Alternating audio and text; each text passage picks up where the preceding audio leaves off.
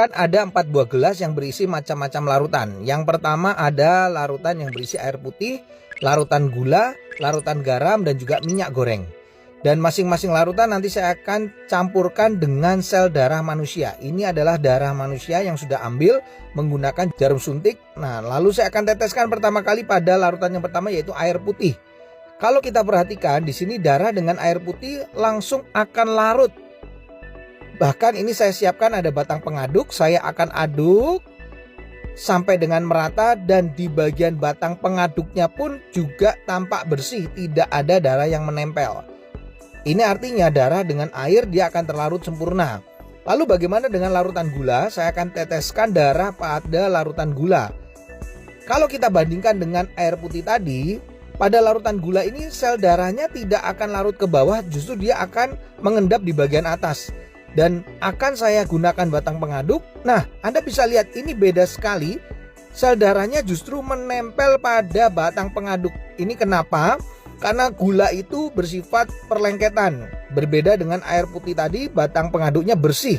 Makanya orang kalau kena diabetes, terjadi perlengketan pada darahnya, mengalami rasa haus, kemudian sering buang air kecil, dan akhirnya suka ngemil. Nah, bagaimana dengan orang yang hipertensi? Ini adalah larutan garam.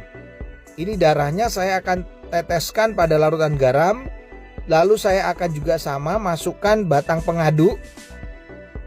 Dan ini berbeda dengan diabetes, di mana sel darah yang menempel pada batang pengaduknya tidak selengket pada gula, larutan gula.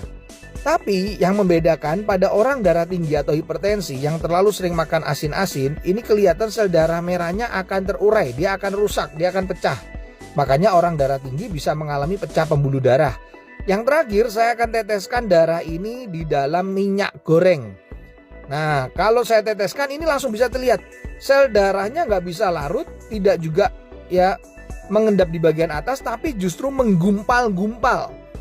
Ini membuktikan bahwa orang yang tinggi kolesterolnya akan mengakibatkan penggumpalan sel darah. Jadi sel darahnya akan menggumpal-gumpal, dan ini yang bisa menimbulkan penyumbatan pada pembuluh darah.